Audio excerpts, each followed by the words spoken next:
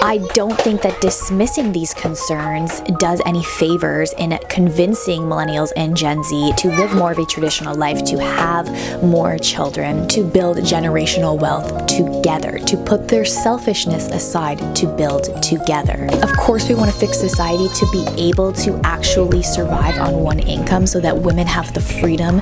Greetings from my home as a traditional wife and mother, which is the kitchen, but I thought I would spice it up a little bit, have my background computer because I'm editing a couple videos for all of you, but Christmassy nutcrackers from Walmart and a tea in this lovely cup that I got from my husband, but I am borrowing it right now for this video.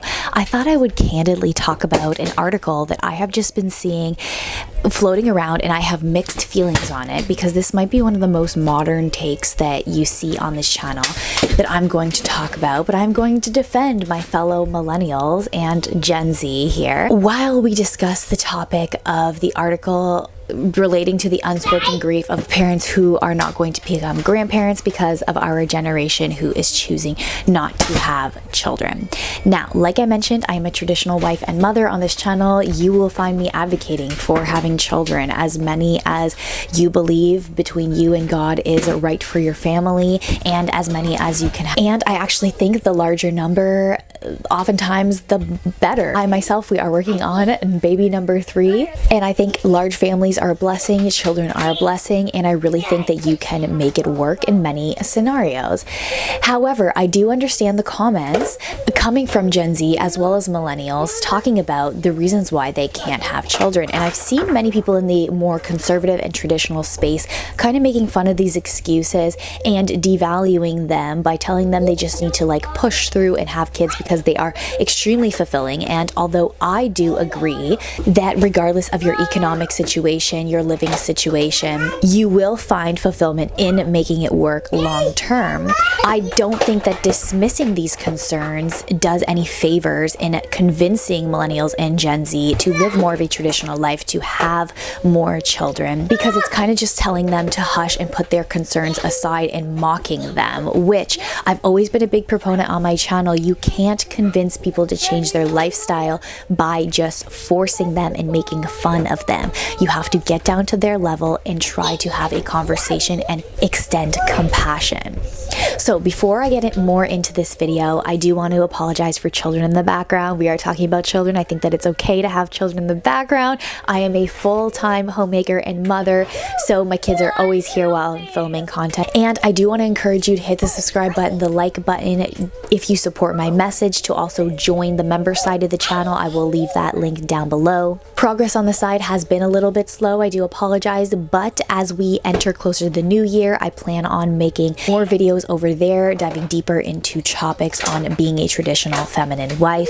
So again, I appreciate your support so much. Back to what I was saying about mocking and convincing. This topic is a little bit twofold. Like I mentioned, I want to come to the defense of millennials and Generation Z because I have found that the modern mentality of selfishness has been pushed from Gen X and boomers especially. Being a child of boomers, we often hear them say things like, when I was your age, I pulled myself by my bootstraps and I bought a home by working overtime at a restaurant. And unfortunately, the way that the economy is right now, this is out of reach for many people, regardless if they take on a second job or a third job. This is just a slower process. In addition, qualifying for things such as a mortgage has higher stringent requirements now. So a lot of millennials and Generation Z are stuck in high rents. There's also an element of selfishness that they do not often help their children because they think that the world is the same as when they grew up, and they kind of feel as though because they had to struggle that you should have to struggle as well. And this is where the aspect of traditionalism comes in, and why I'm talking about this as a modern mentality, because traditional values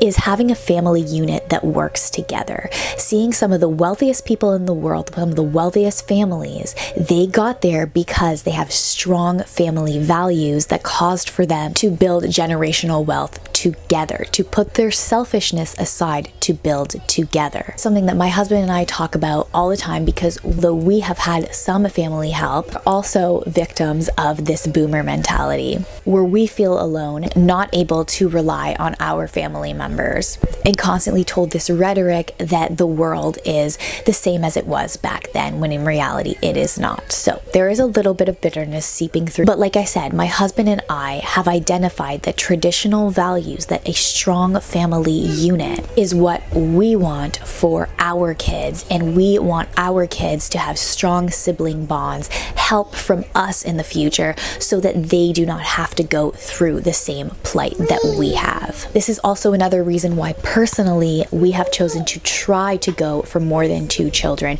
because we want to establish that strong sibling bond between our kids and to understand that they can rely on their siblings, rather than have more of this modern mentality of like, you grow up in this immediate nuclear family structure and then you go off and do your own thing without having that connection with your siblings and your cousins and your extended family. I absolutely do not like being pregnant. I will tell you that. And I know I said in the past that I did. I think I was a little bit delusioned, but we see the value in building a strong family for our children. So back to this article, empathizing with millennials as well as Gen Z, the economy also created by the older generations, the cost of living, hyperinflation of real estate without thinking about the future generation, the gatekeeping of resources, of equity, the not putting your children before yourself mentality, in order to convince the younger generation, like I am convinced, to like rechange the narrative and have more of a traditional family structure. You have to empathize with them about where they are at, rather than crying boo-hoo like I had kids and I made my parents grandparents. That isn't going to work on these people who are hardened by the realities of the fact that they just simply can't afford things on their salary anymore. In addition, I am not saying that things such as like maternity leave and more social programs is the answer, because politically that's not how I personally lean, but I think that this can be equally remedied with a culture that also creates a village family help that helps women and parents after they have children, that accepts children in public spaces and doesn't look down on them. You know, the other day I was even at the mall here in southern United States, and it just hit me how unfriendly public spaces are to children. I had a woman openly criticize me for having my stroller in a store. The doors on stores here don't have handicap buttons. You can't always find high chairs in the food court for your child. Like, just these little tiny things make children unwelcoming, and then you have these parents and these mothers who fall into depression because they are stuck in their homes all day and nobody wants to go see them, because we also don't have a family unit that prioritizes the extended family to come over to help these mothers. And even when I say help, it's not like, you know, to do the job of parenting themselves, but just to have somebody there along with you when you are mothering, just to stop by for half an hour. As a mother, I know that that makes all the world of difference. I loved it when my mother was still alive. She came over and I just told her, like, you don't have to do anything. Just sit on the couch and be with me for a half an hour. Come on a walk with me for half an hour. These things make a difference, especially as women, to our mental health. And so we're just definitely lacking that. There's also the safety issue of going out in public. Human trafficking in my origin country of Canada has skyrocketed due to poor political policy and lack of safety. That's a whole thing, but you're not going to find me talk about it too much on this channel. Just, you know, there's a lack of public safety in my country at the moment, and it's really sad because women and children suffer the most. So this article, instead of mocking the comments and the concerns that the younger generation has, again, we have to try to imagine ourselves instead of just giving them tough love and telling them, you know, just trust us, reproduce, and like power through. The good thing about living in a modern society with modern luxuries is that we can pick and choose what we like about modern life with looking towards the past in terms of traditional value, about what we should preserve. The big theme on this channel when we talk about traditionalism is that people aren't listening to what we are saying and thinking that we should just go to the past and churn butter in a corner.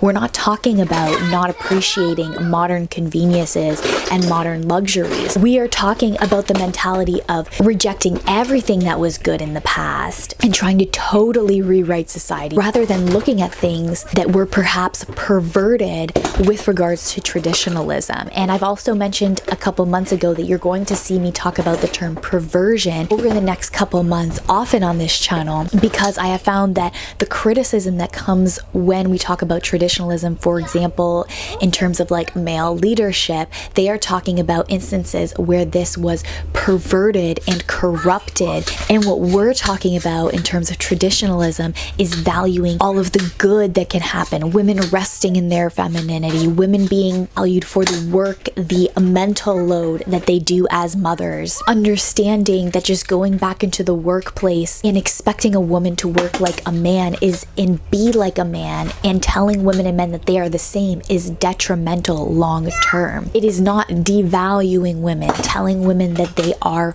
not as good as men, but it is about reorienting society and celebrating what makes a woman a woman. Those are real traditional values, and that is the crux of what we're trying to get at. Just like having children, telling millennials and Gen Z to suck it up to have children rather than listening to their concerns and coming to a neutral ground, that is what we should be doing. But I do also want to talk about a little bit of the misconceptions when it comes to having kids. I also find that in modern society, we have become a little bit too accustomed to luxury, and this is where my criticism also comes, siding with those who are criticizing Gen Z and millennials for their excuses. That we feel as though we have to have the perfect home, the perfect car, the perfect space, and I will tell you that creativity goes a long way. Of course, we want to fix society to be able to actually survive on one income so that women have the freedom to be stay-at-home mothers if they want to, or live more of a balanced life, which has been backed by statistics as what women truly want when they feel safe in relationships, marriages, and society. Do something like leave the workforce and care for their children or work part-time, but that is a side point. A lot of people feel as though they have to be in like a 4 or 5 bedroom home before they even consider having a child. And as somebody you've seen throughout the evolution of my channel, we have lived in larger homes, average size homes, a condo. Currently, we are living in an RV. I will tell you that creativity is the logistics that make it possible. Being resourceful on the income that you have, accepting that if you want to live more of a traditional life, and more of a traditional life now is having children before the age of 35, you cannot think the way that everybody else thinks. You have to find the back doors. You have to find the resources. And unfortunately, many of us also do not have the family support. We do not have things given to us. And that's why on this channel, I've also included videos on money, which I'm going to more so in January when people are like back into the mindset of saving money past the holidays. That's why I advocate for more of a minimal lifestyle. Again, unfortunately, the reality, irregardless if your spouse has a high income job, nowadays you simply just have to be creative. So I'd love to hear your comments down below. Let me know what you think about the dialogue surrounding this topic. Do you agree with me? Do you disagree with me? Hit the like button. Again, if you support my message, I will link the member side of this channel down below. It means a lot to me for those of you who decide to opt in and to help what I'm doing here. I'll see you in the next video. Bye-bye.